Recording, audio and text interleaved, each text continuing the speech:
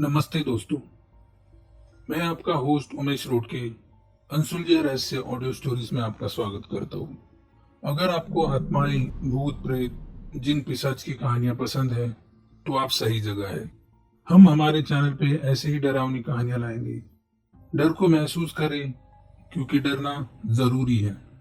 आज की कहानी है छत्तीसगढ़ के सूरज पटेल की, जिन्हें एक चैलेंज एक्सेप्ट करना महंगा पड़ गया।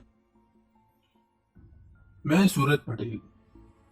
बात उन दिनों की है जब मेरी शादी होके पहली बार अपने ससुराल गया हुआ था। पहली बार दामाद आया हुआ था, इसलिए मेरी खूब खातिरदारी हुई। मुझे मिलने बहुत रिलेटिव आए हुए थे। सबने अपने बारे में खुल के बात की, स्पेशली मेरे सालों ने। बातों बातों में मैंने भी बताया कि मुझे डरावनी भूतिया जगह जाना बहुत पसंद है। मेरी बात सुनते ही मेरे साले रुपेश ने बोला, ऐसा है तो आप रानी महल जाके दिखाइए, वो भी रात के 12 बजे के बाद। उसके ऐसे बोलते ही सब उसकी तरफ गुस्से से देखने लगे और उसको डांट भी पड़ी। इसमें हुआ ये कि मुझे रानी महल के बारे में जानने की एक्साइटमेंट अब बढ़ गई कि ऐसा क्या है रानी महल में जो इतना डरते हैं सब। मैंने इंटरनेट पे ढूंढा रानी महल के बारे में, तो पता चला कि रानी महल 16वीं सदी में राजा रतन सिंह ने अपनी 10 रानियों के लिए बनवाया था। इस महल की खास बात यह थी कि यहाँ जाने के लिए राजा ने 2 रास्ते बनवाए थे। पहला, जो सीधा राजा महल के सुरंग से होते हुए निकलता था, और दूसरा जो जंगलों से होते हुए। अब मेरे पास दोनों महलों की लोकेशन भी थी, तो मैंने मन में ही रुपेश के चैलेंज को एक्सेप्ट कर लिया। मुझे और भी जानना था रानी महल के बारे में, तो मैंने प्लान बनाया कि आज रात सब लोग सो जाएंगे तब मैं निकलूंगा। मैंने चुपके से रुपेश की जेब से जीप की चाबी भी निकाल ली थी और वेट करता रहा रात के 12 बजने की। मुझे नींद भी नहीं आ रही थी।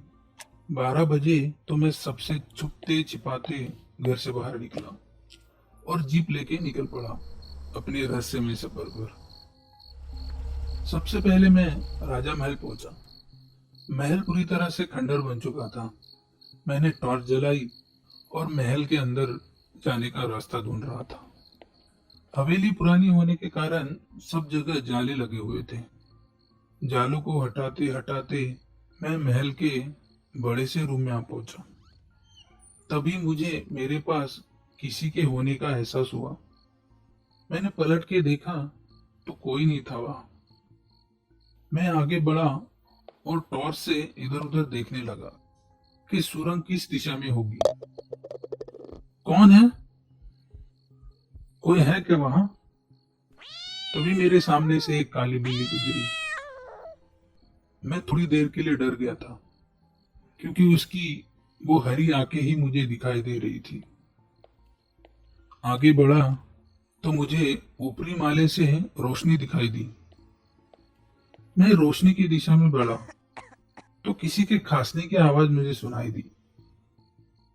मैं दौड़ते हुए उस कमरे में गया तो वहां एक बूढ़ी औरत सोई हुई थी, जो दर्द के मारे करा रही थी। वो जो भी थी बहुत डरावनी लग रही थी। उसके बाल जहां फैले हुए थे।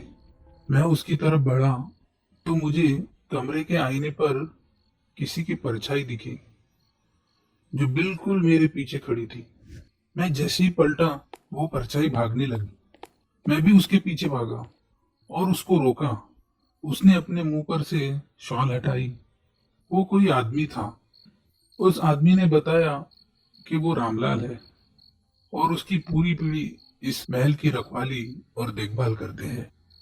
ऊपर जो औरत है वो राजा की चौथी पीढ़ी की आखिरी वंशज है, इंदुमती देवी।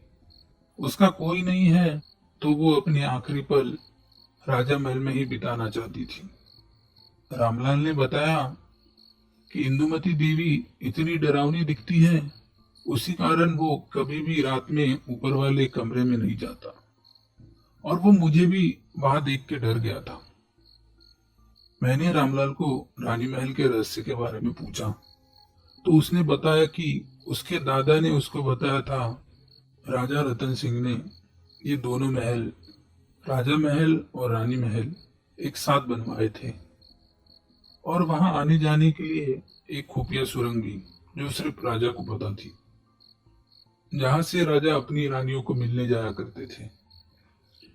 उनकी 10 रानियों का राज सिर्फ राजा रतन सिंह को ही पता था। सिर्फ वही सुरंग से जाके रानियों का हालचाल देखते थे। ऐसे ही कई साल बीत गए और एक दिन वो मनहूस दिन आया जिस दिन पड़ोस के राजा कुंवर सिंह ने राजा रतन सिंह के खजाने के लालच में महल पर हमला कर दिया और राजा को मारकर खजाना लूट रहे थे। तभी उनके हाथ वो खुफिया सुरंग लगी जो रानियों के महल में निकलती थी। सारे सैनिकों ने रानी महल पर हमला कर दिया। सारी रानियों के आभूषण लूट के उनको भी मार डाला। बोलते हैं तब से रानी महल की रानियों की आत्माएं वहां भटकती रहती है और वो आज भी राजा रतन सिंह के महल लौटने का इंतजार कर रही है। कहते हैं कि कोई भी आदमी या औरत अगर रानी महल के आसपास भी जाता है या वहां से गुजरता है तो उसकी कभी कोई खबर नहीं मिलती कि वो जिंदा है या मर गया। रामलाल की बातें सुन के मुझे थोड़ी हंसी आई कि आज भी लोग ऐसी अंधविश्वास पे भरोसा करते हैं। रामलाल ने बातों बातों में ही बताया था कि महल के टूटने के कारण वो खुफिया सुरंग भी बंद हो चुकी है। इसी कारण मुझे जंगल के रास्ते से निकलना पड़ा रानी महल के रहस्यों की खोज में। आगे क्या हुआ सूरज के साथ उस रात रानी महल में, जानने के लिए देखिए इस कहानी का दूसरा और अंतिम भाग हमारे चैनल अनसुलझे रहस्य ऑडियो स्टोरीज पर। और हाँ, वीडियो को लाइक, कमेंट एंड शेयर करना ना भूलिए, जिससे हमें और मोटिवेशन मिले स्टोरीज बनाने में। चैनल को सब्सक्राइब करके बेल आइकन को प्रेस कीजिए, जिससे आने वाली स्टोरीज की अपडेट आपको मिलती रहे। धन्यवाद।